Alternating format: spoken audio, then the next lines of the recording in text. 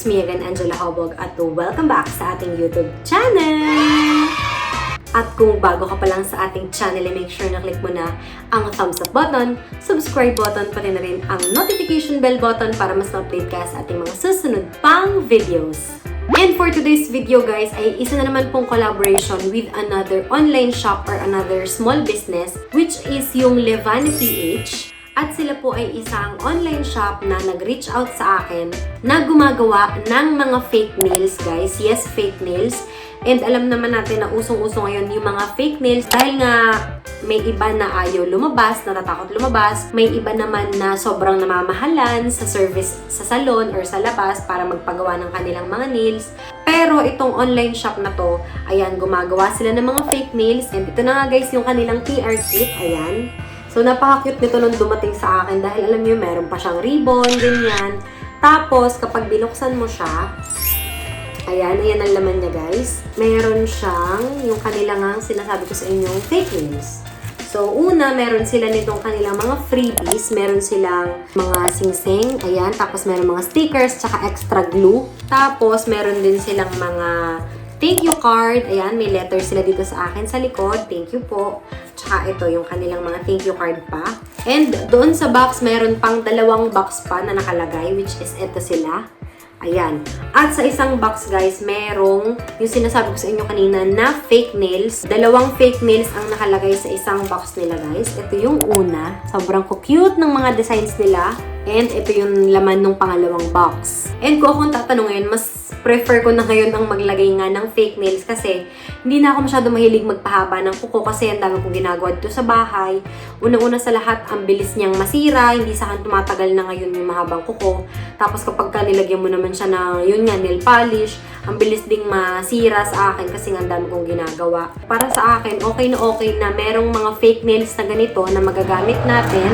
Dahil una-una sa lahat, ang dali lang niyang ilagay. Pangalawa, plus point sa akin na yung mga fake nails na sined nila ay sobrang affordable lang. Tapos, isa pa is, alam mo yun, mabilis mo lang siyang matatanggal kapag ka nagsawa ka na sa isang design.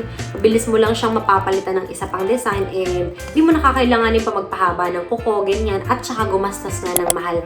Tapos lalabas ka pa. So, medyo nakakatakot lang lumabas ngayon. Tsaka alam niyo yung pinaka nagustuhan ko sa kanilang mga products. Meron lang silang 10 pieces ng mga kuko. Kasi nung sila ay nag-send sa akin po ng message, hiningi na rin nila yung measurement ng aking mga kuko para hindi na ako mahihirapan pang hanapin kung alin yung para dito sa thumb, kung alin yung para sa index finger, ganyan. Hinihingi na nila yung measurement ng inyong mga kuko para mas madali nyo nang mailalagay yung inyong mga kuko or yung inyong mga fake nails. Kasi guys, kung di ako nagkakamali, meron din ako mga ginagamit na fake nails dito na binibili ko sa online din. Yung isang box siya, tapos ang laman nun, yung napakaraming extra na nails. Tapos, ikaw pa yung maghahanap ng size nung iyong mga kuko. Pero itong sa levana.ph, ayan, yung sabi ko sa inyo, meron na silang tamang size. Hopefully, ito nga yung tama nga yung mga pinagagawa kong measurements sa aking mga sa aking mga kuko. Ayan, hindi ka na mahihirapan pang maglagay. And guys, pakita ko sa inyo yung mga sinend nila sa akin. Ito yung una, ayan. Tapos, ito yung pangalawa. So, pink siya. Tapos, may white. And then, pangatlo, ito, pastel color na yellow. Tapos, may nail art siya na mga parang dahon-dahon. Lastly, ay itong parang napaka-cute na combination ng purple at saka ng mint green.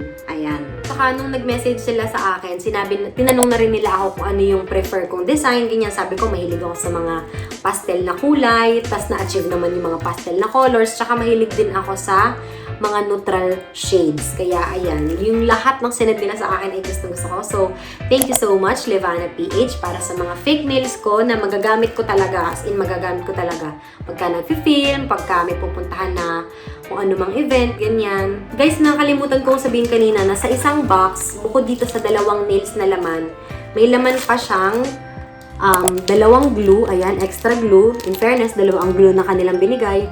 Tapos, ito yung parang wood na pang-push ng ating mga cuticle. Itong nail file at saka alcohol pad. And guys, kung interesado kayong umorder sa kanila, go now. Huwag na kayo magdalawang isip pa. Ilalagay ko dito sa screen guys yung kanilang IG page. And ayan, order na kayo sa kanila.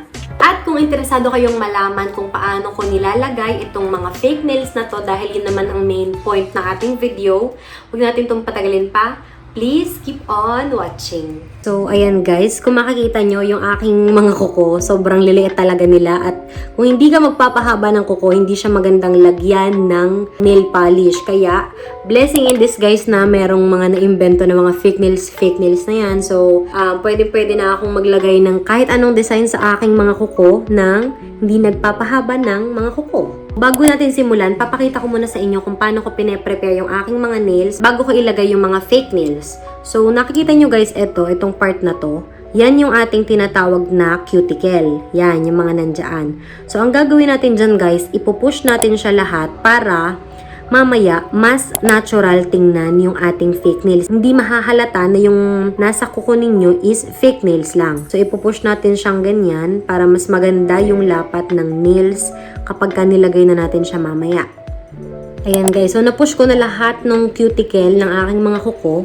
Then, pagkatapos noon, kunin nyo na yung inyong nail file. Ito siya, ito yung itsura niya. Tapos, i-file nyo lang ang inyong kuko hanggang sa magkaroon siya ng, alam nyo, yung magaspang na texture.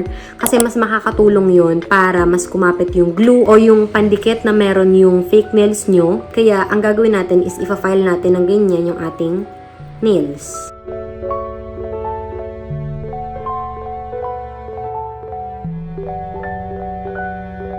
Ang napili ko guys na design is itong yellow na may konting nail art. Tapos nakalagay sa likod niya kung paano natin ipoposition yung nails. Kuhanin natin yung glue na kasama doon sa kit at start na nating lagyan yung ating pinky.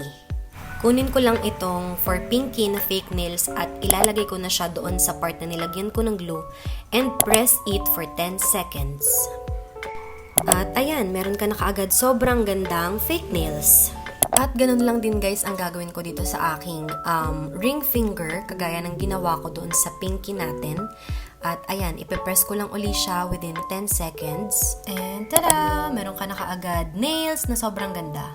Ayan guys, middle finger na yung ating nilalagyan ng glue. And make sure pala guys na pinupush nyong maigi yung fake nails doon sa cuticle na pinush natin kanina para mas natural tingnan yung nails. Ang ganda at sobrang perfect yung design niya sa akin.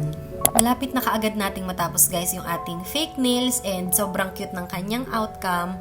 And reminder lang guys ha na i-hold nyo within 10 seconds yung nails nyo para mas makapit siya. Sobrang cute at perfect ng napili kong design. Ayan guys, sa wakas nasa thumb na tayo at makikita na natin yung kanyang final outcome, kung ano itsura niya kapag natapos na natin siya. And sobrang excited ako dahil ang cute niya ngayon pa lang. And tada! Ang ganda! Sobrang nagustuhan ko guys at tapos na tayo sa ating left hand. Gawin ko na guys yung aking right hand and I'll be back. Finally, nagawa na natin ang ating left and right hand nang walang kahirap-hirap. O diba sobrang cute ng design? I love it. Hi guys! Tapos ko nang gawin ang aking kuko. Ayan, napakaganda o. Napakakitig na. Yan o, akala mo naman may aaurahan ka, pero dito lang naman sa bahay. Pero tingnan nyo o, napaka-cute niya. Ang ganda ng design na aking napili. Parang nakakaputi siya ng kamay. Oh, ang cute! Ayan guys, kung makikita nyo doon sa video, sobrang dali ko lang siyang talagang ilagay. As in, ang dali lang niyang ikabit.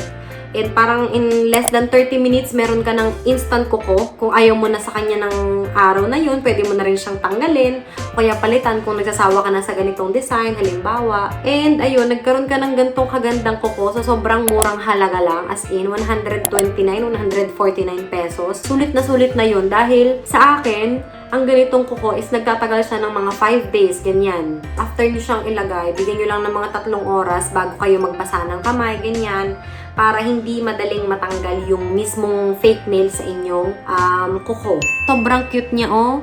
Ang ganda niyang tingnan, bagay na bagay. Tsaka ako yung tinanong nila guys kung ano yung aking prefer na shape ng aking kuko. Sabi ko, square ang aking gusto. Then, ayun nga, sinabi ko yung kulay na gustong-gusto ko. Tsaka yung mga design na gustong-gusto ko. And nasunod naman halos yung mga designs na sinabi ko sa kanila. So, ayan, plus point sa akin yun. And then, instant na meron ka na kagad gantong kagagandang kuko. Diba? Again guys, kung interesado kayong talagang pinagkakalandakan yung kuko niyang gano'n. Kung interesado kayong umorder, ilalagay ko dito sa screen yung kanilang IG page. Ayan, tsaka ang alam ko meron din silang Facebook page. Ilalagay ko na rin dito sa screen para mas madali sa inyo kung sakasakaling interesado kayong umorder sa kanila ng fake nails. Sobrang ganda, nakakaputi ng kamay. Ang dali lang ilagay, tapos hindi ka palalabas ng bahay, hindi ka pa sobrang magagastusan. Ayan, pwede mong gawin dito sa bahay. And ayun lang naman guys ang aking video para sa araw na ito. Sana ay may natutunan kayo ulit sa akin kung paano ilagay yung mga ganitong klaseng kuko, yung mga fake nails. Kasi alam ko meron din naman sa inyo na hindi pa masyadong marunong na maglagay ng mga ganitong fake nails. And ayan, sana nakatulong sa inyo yung aking tutorial kung paano ko siya inilalagay. Hanggang dito na lang guys ang ating video. Huwag niyong kakalimutan i-like ang video na to kung nagustuhan ninyo. I-share nyo guys sa inyong mga friends para malaman din nila kung paano ko nilalagay yung aking mga fake nails. And guys, comment kayo sa baba kung meron kayong mga video suggestions, video recommendations na gusto ninyong ipagawa sa akin. And guys, huwag nyo rin kakalimutang mag-subscribe.